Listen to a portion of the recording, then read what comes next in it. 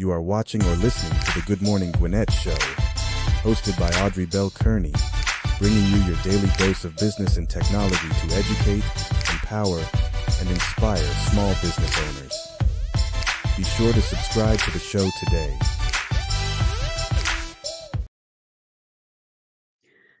Good morning, good morning, good morning, all my Gwinnetians out there and all my friends around the world. It's a beautiful day here in Gwinnett County. It's a little bit chilly. It's probably around 50 something degrees, but that could easily change.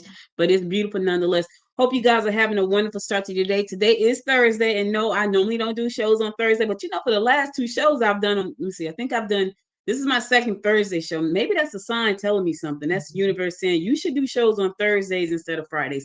But anyway, I got a great guest with you today. Hey, listen, before I get started, my guest is going to come on. She's going to talk to you about how to leverage media, how to create the sales that you want to create, all of that good stuff. She's going to come on. She's going to share that with you guys. How to ask for the money. How to do it, how to market your business when you're on a budget. But before we get into that, I need you to do me a favor. I need you to subscribe to this show. Go to the YouTube channel, like and subscribe to the show, because when you do that, that help me help the show, help me reach more people and help the show to grow. I really appreciate that. So thank you in advance. So Dr. Lori Mans she's been called the queen of sales. She's helped thousands of people do their thing. One of the things I know for sure is if you're in business, you're not making sales, you're not in business. You're just in hobby. I know that sounds crazy, right? And another thing I know for sure is that you cannot ignore the media that's out there right now. Even if you are deathly afraid of being on camera, I'm not a camera person, but here I am. Yes, I am all done up and ready to go. I'm not a camera person. I'm an audio person, which is why I do so much audio content. But I know that the media is, you would think that I was like all of these people, but I'm not. But the media is definitely important to you in your business. So she's going to come on today and she's going to talk to us about what you could do to make your brand go boom. Like right now, it's all about personal branding. I'm sure if you're on the internet, you hear that all over. Build a personal brand. Build a personal brand. What does that look like? And she's going to talk to us about how can she make your brand go boom. So let's get her up here, Dr. Lori Mans. Good Hello. morning. Good morning. Good Welcome, welcome, morning. welcome. Thank you for having me. It is awesome to be here. I'm glad to have you. Let me tell y'all something. Go to her website. She has so many testimonials on that website. I was just scrolling and scrolling and scrolling and scrolling. And I'm talking about just really satisfied and happy people and blessed people who were saying all of these great things about her. So why are they saying all these wonderful things about you? Because you have a plethora of great testimonials on your site. Well, thank you. I like to say that is by grace and hard work. So God's grace and hard work and smart work and making sure that I deliver on the promises that I give to my clients when they sign on to work with me. And whether you are doing media and you're trying to get on the media, or you're trying to figure out how to market your business or yourself in the best way, and you need coaching and consulting, whatever it may be, if you are willing and committed to do what it takes to win, I am willing and committed to partner with you in that goal so we can achieve greatness together. All right. So that being said, introduce yourself to the people. Who is Dr. Lori Mans? Well, I am a trailblazing business coach and strategist. I spent 20 plus years in the media industry selling, advertising, and marketing on radio. And I enjoy helping trailblazing, purpose-driven, faith-filled entrepreneurs to tap into what I call their trailblazer factor so that they can set themselves apart from the competition and dominate in their industry. And that results in them making a bigger impact, more income, and having more influence so that they can grow their client base and make more money. And so At Quality Media Consultant Group, we specialize in advertising, media, marketing, and sales strategies to help our clients dominate in their industries. We can't do anything without sales. And I can tell you, there are so many people who are deathly afraid of selling, myself included. And you were in sales for such a long time. What's the mindset that people have to be able to sell? Because I listen to people who make millions of dollars and they say, man, I hate selling. Like, I'm just not a good salesperson. So they create platforms that help them sell. But you out there, boots on the ground, selling to people. And there are people like you who are just great at that. What does it take to have an entrepreneur get to be boots on the ground, especially if they're not internet savvy, running Facebook ads and all that kind of stuff to bring in the clients? What does that take for them? Well, first, you have to adjust your mindset. If you're going to succeed in sales, you can't approach it by something in terms of, oh, I hate selling. Oh, I hate, getting out there asking for money. Exactly. You can't approach it that way, because that negativity is going to permeate through everything you do. And you don't want that negativity permeating through your sales conversations, your sales interactions, and your sales process, because anything we hate, we don't approach it in a good way, right? So first of all, you have to change your mindset and change it from being fixed to growth, right? Change your mindset from a fixed mindset to a growth mindset. And that philosophy came from an educator, Carol Dweck. She wrote a book about fixed mindset versus growth mindset. And then the next thing you have to do is think of sales as service, right? If I have something that you need and I am selling it to you in exchange for a profit for my business, then I'm helping you. Because if you need it and I've got it, then I can't give it to you, because that's not enterprise, right? That's not business. If I sell it to you at a fair price, that's enterprise and that's business, and that's helping you, because you're going to buy it from somewhere. So you might as well buy it from me. And if you're going to buy it from me, I'm going to make sure that in the process, I'm going to have the kind of service for you that's going to elevate the buying experience to the point where you're going to be so pleased that you purchased from me that you're going to tell all your friends.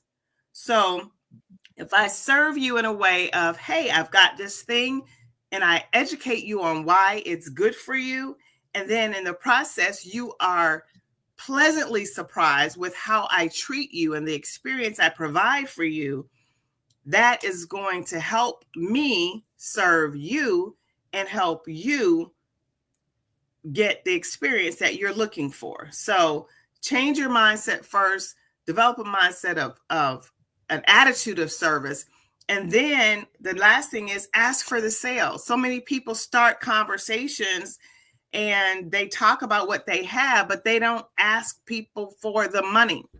And so you got to ask for the money. Say, I'd love to earn your business. How is it that you're going to come to a buying decision on this particular item? What's going to be the thing that tips you over and makes you say yes? Like, find out what is it that people really want and or need, and what's going to make the difference for them. So asking for the money is how you definitely close sales. And you can't be timid about asking for the money. You can't be afraid to ask for the money. You can't be shy. You can't be, lacking confidence. None of that can be a part of the sales conversation, because if I come to you and I'm timid and shy about what I have to offer you, you're going to be like, I don't know. It's not a good time. I don't have the budget. You're going to come up with all these excuses, because people naturally, human beings naturally have excuses for why not to buy something, even if they want it. So you have to be confident and assuring, and let people know how you can help them. Oh, she said a lot. I'm over here writing notes because I got questions. So the first thing you said was offer a fair price. Now, when you say fair price, a lot of times most entrepreneurs underprice themselves, then they overwork themselves, then they're mad at themselves because they underprice themselves and overwork themselves. When you say fair price, how do you determine what's a fair price? Because I've heard people say it's a fair price because you're paying for my experience, not my time. And I've heard people say, I want to make sure everybody can afford me. What's considered a fair price? No. It's not about making sure everyone can afford you, because I don't price my business trying to make sure everyone can afford me. I price my products and services making sure the right people who I want to work with can pay. Now, it's not my business whether or not they can pay, right? It's up to them to figure out how they're going to pay for the services I provide. Yeah. I'm just going to provide the price that gives me a profit, a healthy profit, and that also makes me excited to do the work, right? If I'm not excited to do the work and I'm not happy to do the work, I'm not going to do the work well. So if I charge you a price that makes me feel overwhelmed and feel like I'm working for free, then it's not going to be a good look. But if I price it based upon what is the value that I'm bringing to the table, right? And if you had to figure this out yourself, could you do it? And if you did, how much would it cost you to figure it out yourself, right? And then what are you saving? What am I saving you by giving you this thing that I'm selling to you? So there's a lot that goes into pricing. I teach that in one of my courses, actually two of my courses. So there's so much that goes into a fair price. So, life is not fair.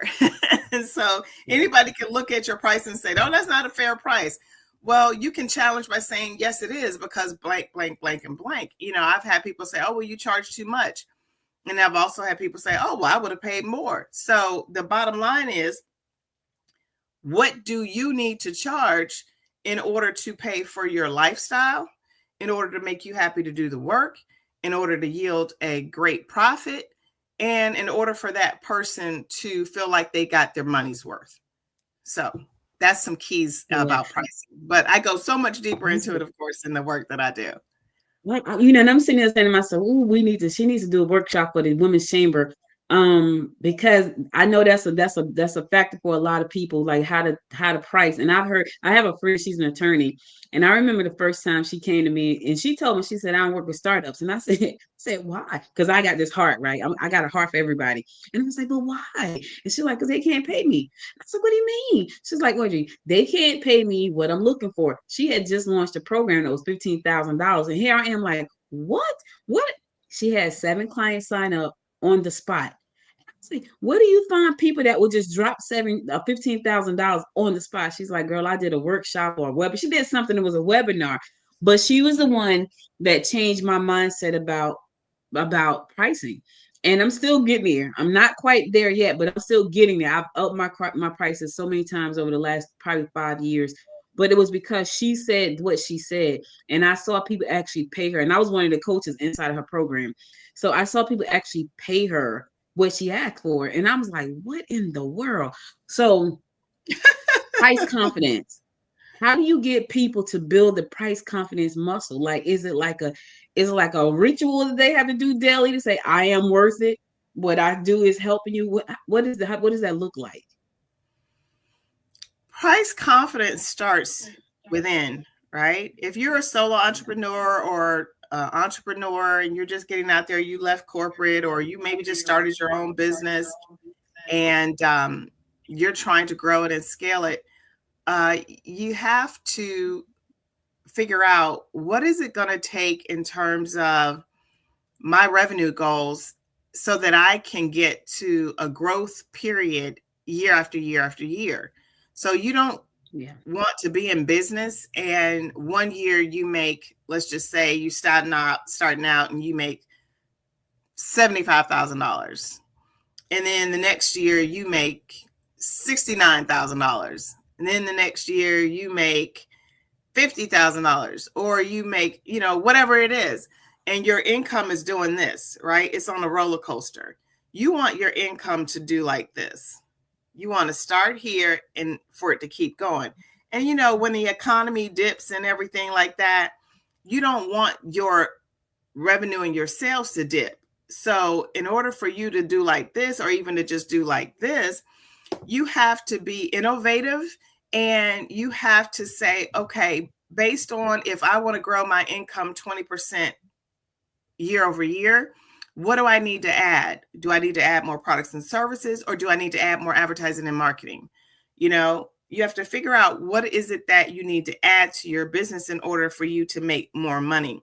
You may need more revenue streams, or you may need to raise your prices, or you need to change who you're targeting. You might need to target people who can pay more.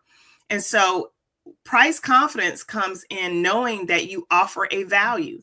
I'm going to go back to that all the time, because people pay what they value, right? And what they deem worthy of the dollar. And so the bottom line is, right now in the United States, we have administration that is creating tariffs.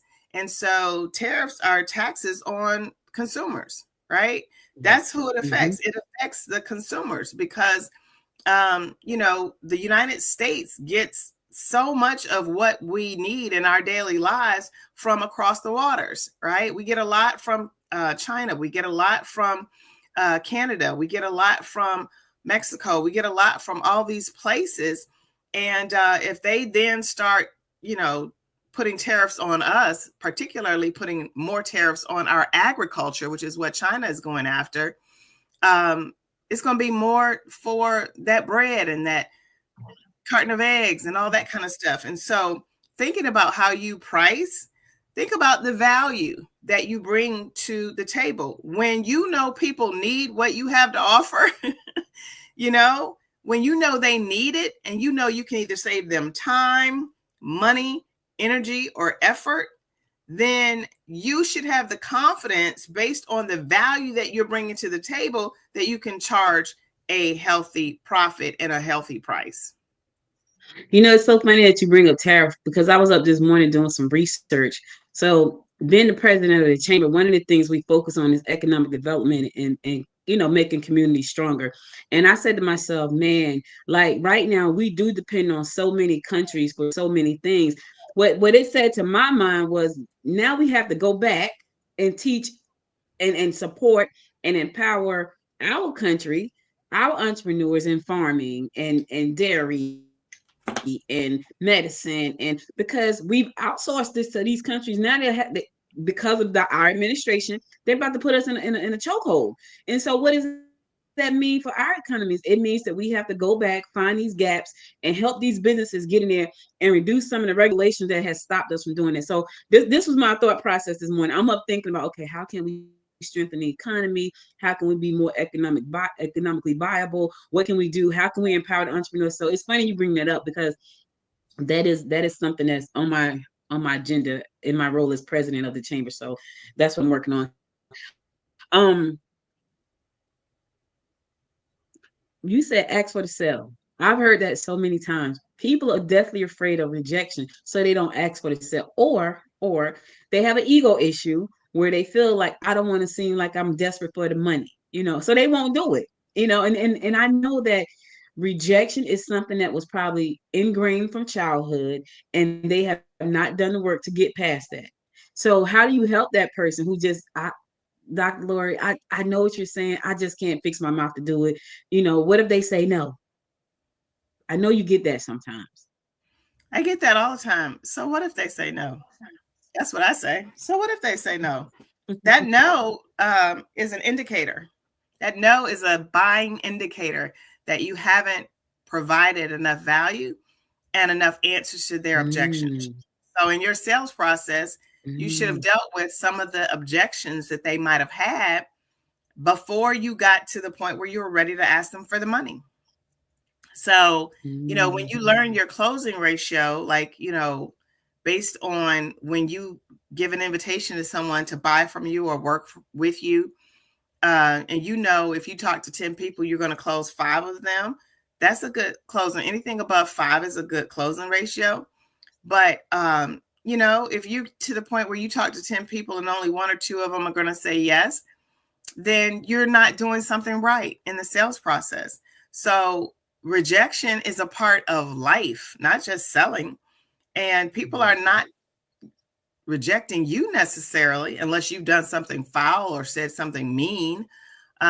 They're rejecting spending their money, right? So they're rejecting the idea of spending money on this thing. Again, human nature is, unless we decided that we want to spend that money and someone is trying to talk us into it, we don't want to spend the money.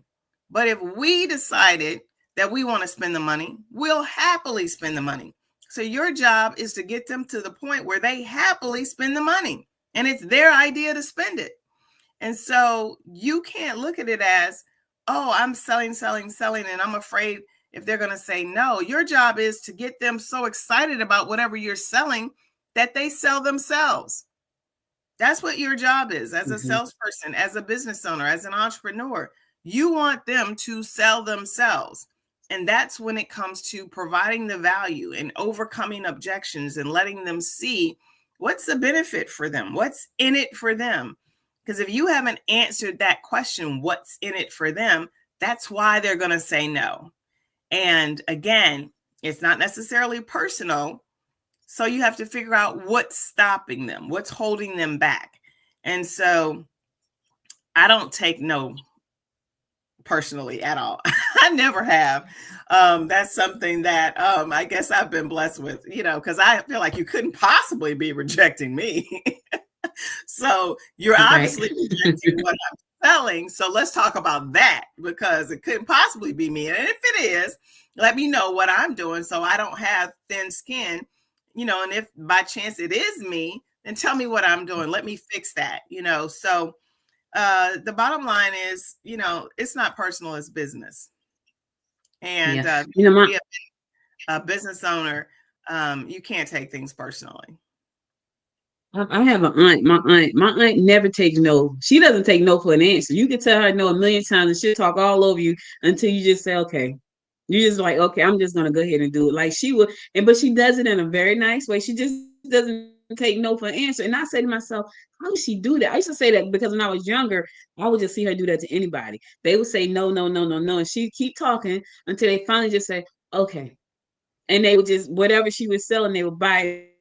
And it's the funniest thing now that I listen to you talk about it. But she was that person, and she is a minister, and she bakes cakes. Like she bakes amazing cakes. So right around any holiday, her kitchen is just lit up with cakes. And Yeah. people, you know, we say that cake costs too much, and she's like, "Well, you don't get it." She don't bend for me. If I say, "Hey, I only eat her carrot cake." She makes carrot cakes. I only eat hers. I've never eaten one that I like.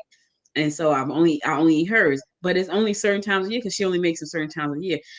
And I was like, "Can you send me a cake?" I know that to get that cake gonna cost me $65, $70. And she's not gonna bend on that, not even for me. So that's funny. So let's Oh, talk I about like her branding already. because right now, huh? I said, I like her What do you already. I say? don't even know her. Listen, she does not take no for answers. She doesn't bend for anybody. She wrote a book, right? Now I've written 13, and she didn't let me publish the book. And I was like, "Well, why didn't you let me publish the book for you?" Because I'm gonna publish from my heart. I'm gonna do everything for her because it's who I was. I'm gonna do everything for her. It's gonna be done right. Now she lost money on the book because she didn't let me do it, but she didn't let me do it. So I said to her, "Let me read the book." She says $14. I said, she's like, "Well, it's $14. And if you want to read the book, you got to give me $14." She didn't. To this day, I do not have that book in my hands. And it has been at least 15 years. She won't And do why it. won't you pay the And I was like, $14? "Well, I'm not gonna read the book." Well, why won't Hmm? you pay the $14? You know what? I guess at that time I was like, "Why would you charge me for the book? I could have helped you did the book for free. It could have been done well, you know." And I was a little bit in my ego. I was like, "I'm not paying you $14 for that book." And she didn't Well, give it to me. She didn't care if I didn't pay for it. I didn't get it. It was hilarious now that I think about it. But she was like, "No, it's not gonna happen. You're gonna have to pay for this book, ma'am." And I was like, "You charging me for that book?" She was like, "Yep." $14. And I was like, I'm not paying because, I think, and that's a family thing too. Like I look back, like all the things I've done, blah, blah, blah, or could have done. And I was like, I'm not playing. But she stood her ground. And to this day, 15 years later, I do not have that book in my possessions. Now, maybe when I go down there this year, I'll get it. Like, hey, can I buy one of the books? Sign it for Yeah, me. I'm with her on that one. I'm much more mature now, 15 years later. Yeah, I hope so. I'm with her on that one. I wrote a book, and family, friends, everybody expected me to give them my book for free. And I labored over the book. And I paid to publish the book.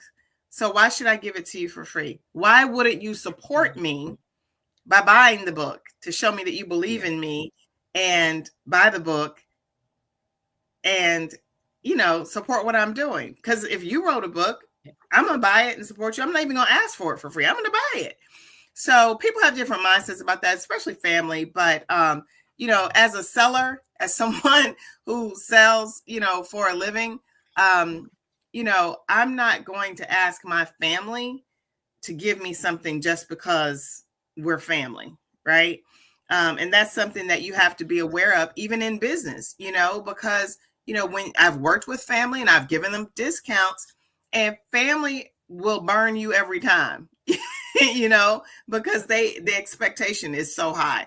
But we could spend a whole day talking about that, but we're going to keep moving. Yeah, and I do have another little story to add to that. Just what you just said. When I launched my very first company, so I invented I had an idea for plus size fashion dolls, right?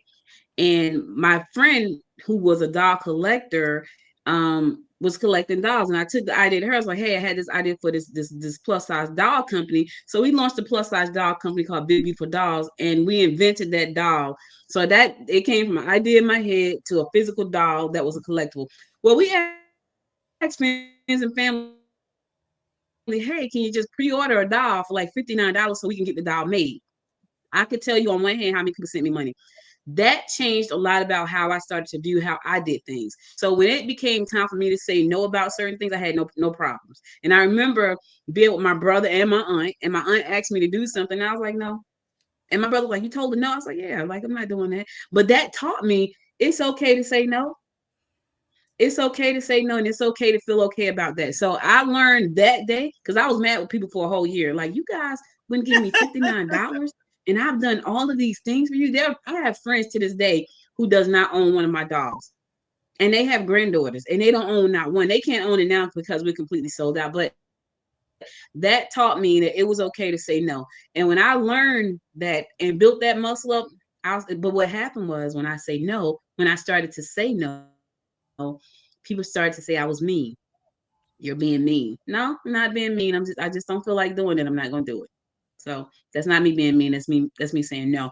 So let's talk about branding. Because you're right, we could be on that forever. Let's talk about branding. Everybody, you hear this personal brand, build a personal brand, you need a personal brand, what does that mean? And how do people get started doing that? Having a personal brand means that you have a signature persona that you're known for, right? Mm-hmm. And branding is all about how you want people to feel and what you want them to think and what you want them to say about you when you're not in the room. So your brand stands for what? Your brand means what? What do you do? Who do you help? And how do you want people to feel? That's the questions that you have to ask yourself when you start trying to create a personal brand. So, for me, I want people to know, first of all, that I'm a sales expert, that, I spent the majority of my career in sales, and I want them to know I'm a media expert, right? So although I do a whole lot of things, those are my two jams, sales and media. But, when it comes to marketing, I jam with that too, and branding is an aspect of marketing. So I jam with branding, because you can't promote yourself and you can't sell yourself first if you haven't branded yourself and marketed yourself.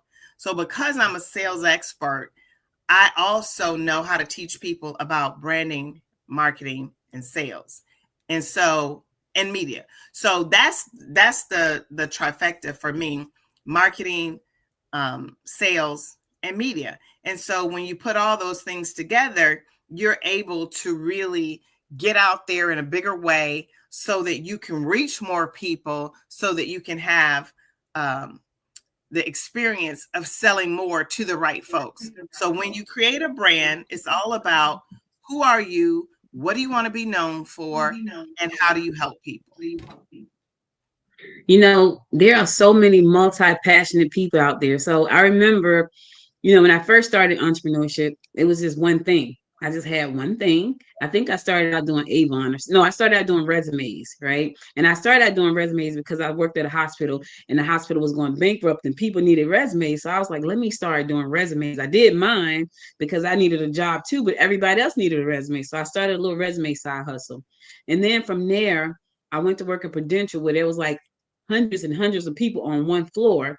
So I started selling Avon. So I had all these different things that I was doing, but they would like based on where I was in my life. So at the hospital, people needed resumes. I did resumes. At Prudential, I was around 300 women every day. Everybody loved Avon at the time. I did Avon.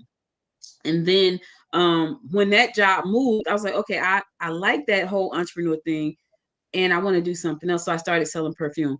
There are so many people who are multi-passionate. They have all these different things they want to do. And I talk to, because I am the president of the chamber, I talk to somebody every day who's doing a million things. I'm like, look, you have to rein it in. How do you help that person even get to the point where they say, okay, I'm going to pick these 3 things to be known for when I really got 12 things that I love to do. I love to do all of them. And how do you get them to bring it all in? So, okay, focus. How do you get them to that point? Well, you have to prioritize. You know, not only do you have to answer the question, what do I want to be known for? You also have to answer the question, what do I want to be loved for? What do I want to be preferred for? Right? I want people to love this so much to the point where they say, if I'm going to do this, I'm going here. Right? I love so and so.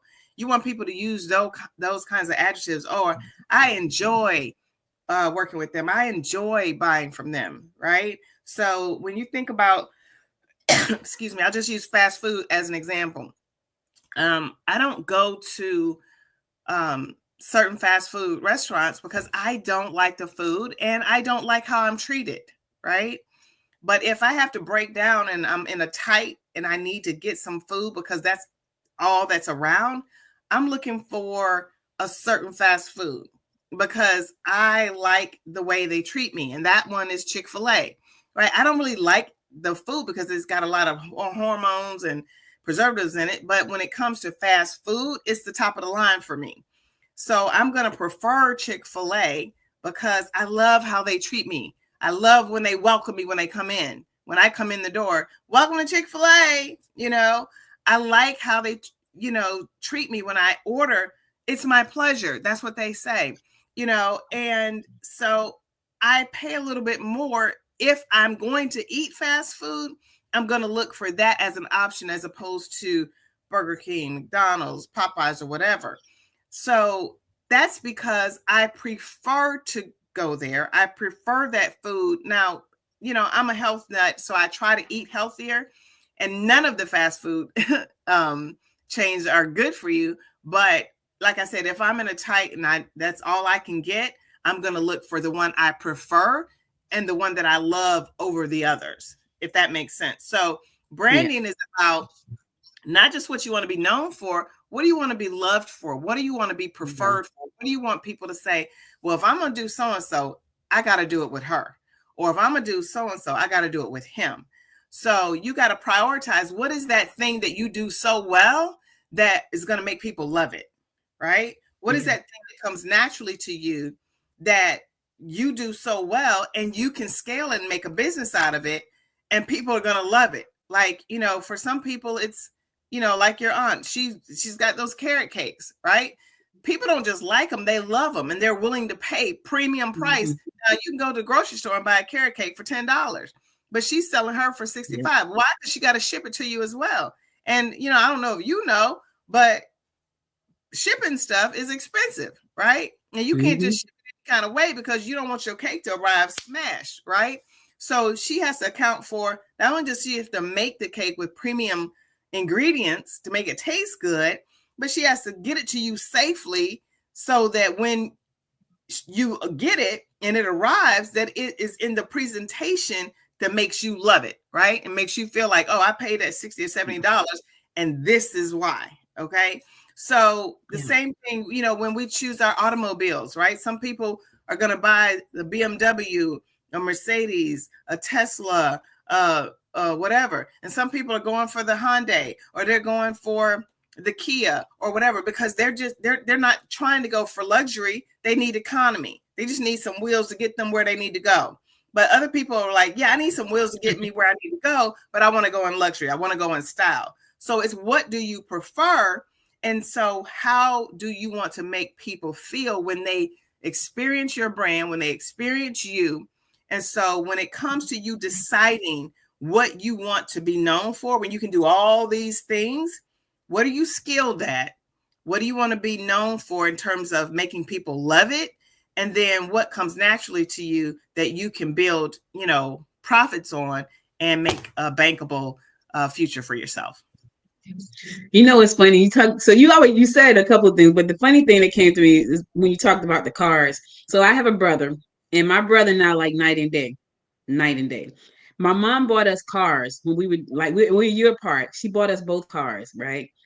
I got a brand new Nissan Sentra. I drive a Nissan to this day. I've always drove either Jeeps or Nissan. My brother came and bought a bright red sports car, right? We have been that way our entire lives. He has a Mercedes right now. I have a Nissan. We've been that way our entire, now. And in my mind, I'm thinking, I need to get back and forth to where I gotta go. Always new cars, always a new Nissan, pretty much. And he's always driven an Infinity, a Mercedes, an Audi, red car. Like it's been that way our entire life. So it's funny you say that, because we're just so much night and day like that. And I drove the Benz one time. I went to Jersey because I had moved here. He was still in Jersey, and he was like, "Well, you can take my car while I go to work." And I said, "Okay, cool." So I take the car. I get in the car, and I'm like, "Well, how do you start the car?" So I'm sitting in the car. I can't figure out how to start the car. So I'm sitting in front of the school like, well, how do you start the car? There are no keys. So I call him, hey, I don't know how to start this car. So he goes, Audrey, there's a button. You got to push the button. I'm like, button? Okay, so I push the button. I start the car. So I'm driving the car. I turn the corner and the car hugged me. I said, did this thing just hug me? I turn the corner and it hugs me again. So when I get home, I say to my husband, hey, think I want a Mercedes. He said, why? I said, because the car hugged me when I turned the corner. It was so funny. I had no idea. I like the seats. It was crazy. So that's still on my agenda to get me a luxury car, but I've never driven one. And my mom bought us one. I took a Sentra.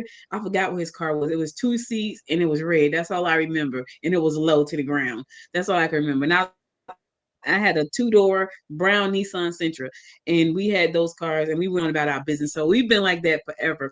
But I know you have a summit coming up, and thank you so much for inviting me to be one of your speakers. Talk about what the summit is going to be about. What can people expect from that?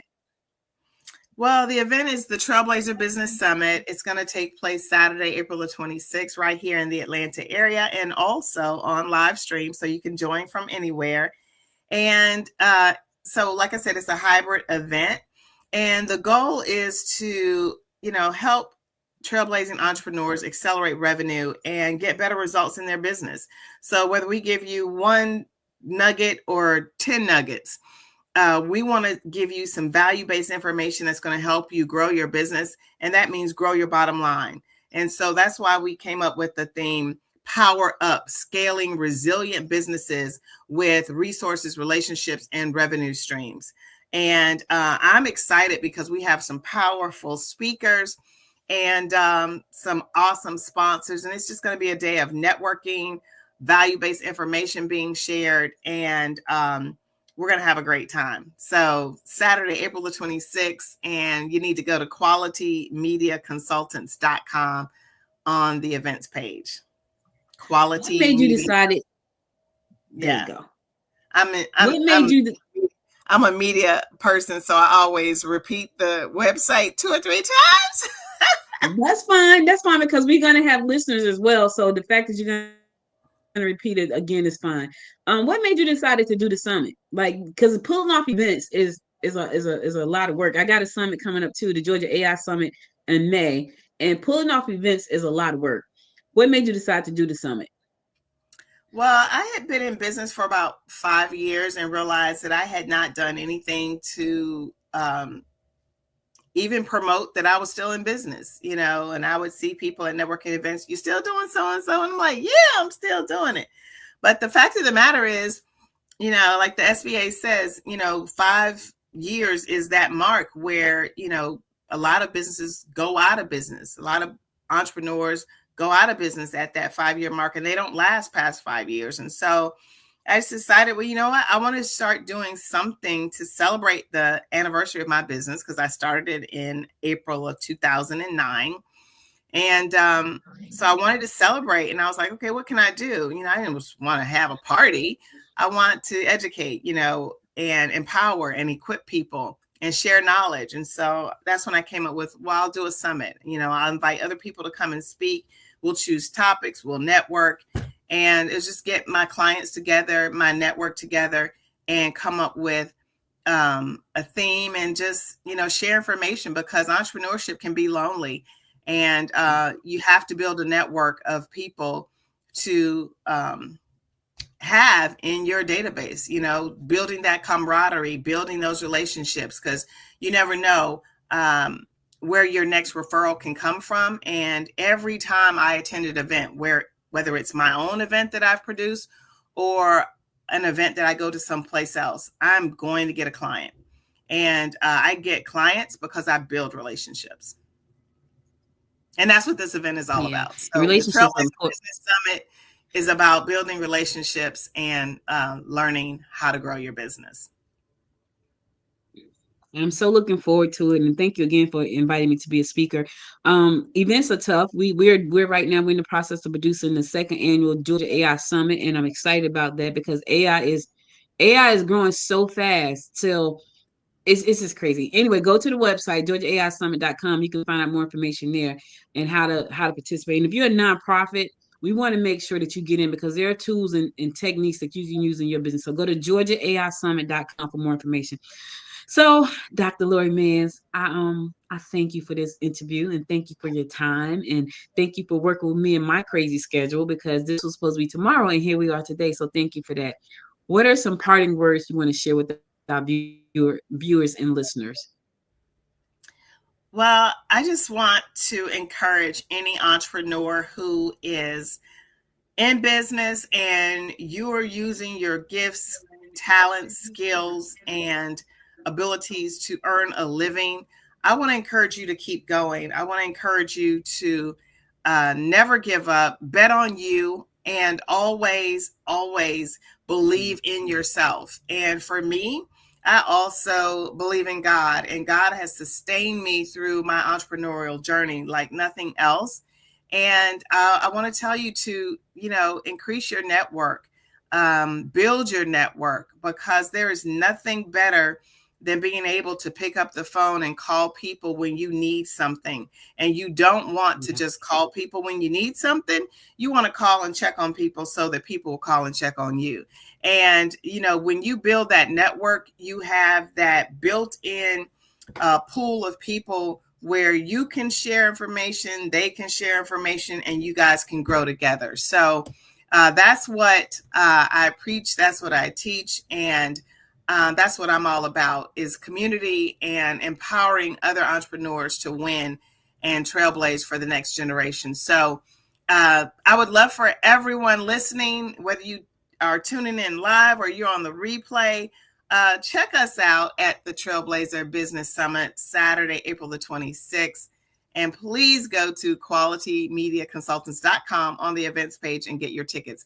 And I'm going to drop a coupon code for you right here. So if you happen to be watching before April the 26th, 2025, go ahead and use the coupon code networking 2025. And that'll show me that you believe in the power of networking, and you'll get 10% off of the registration. That's networking 2025. And I'd love to see you guys at the Trailblazer Business Summit. And listen, we're going to drop that networking code inside of the description inside of the podcast. Don't worry. So if you're driving right now, you're like, oh my God, I didn't get it. It will be inside the show notes for the podcast episode. All right. So don't worry about it. We got you. Thank you again so much for being my guest today. I appreciate you. And I'll see you next Saturday. All right. Thank you so much, Audrey. You're welcome. Bye-bye. Bye-bye. Listen, hope you enjoyed that episode. Always happy to bring great guests to the show. She's doing great work. I'm glad to be a part of her panel that's going to be talking about. I'll be talking about AI, of course. That's what I talk about. If you're looking for that community, you know, you want that community. You feel like you're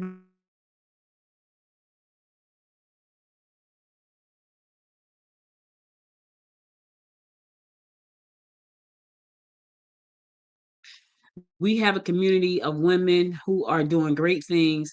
We are doing great things. And we want you to join us. And even if you're virtual, we have a virtual membership. So when you go to the website, GwinnettWomen'sChamber.com, you will see a membership that's called Friends of Ours. It is a virtual membership. We have so many great things that are planned in the very near future that are not only in person here in Georgia, but that are virtual trainings, virtual workshop, virtual speakers that you can become a part of. So go to the GwinnettWomen'sChamber.com for more information. And listen, I hope you can join us. If you have not subscribed to the Good Morning Gwinnett Show, do me a favor and do so. You can subscribe by hitting the subscribe button, the like button, share the show with 2 friends. It's free. You can just share it because it's free. I'll be back again next week with another great guest or a great training. I think I'm going to do a training next Friday.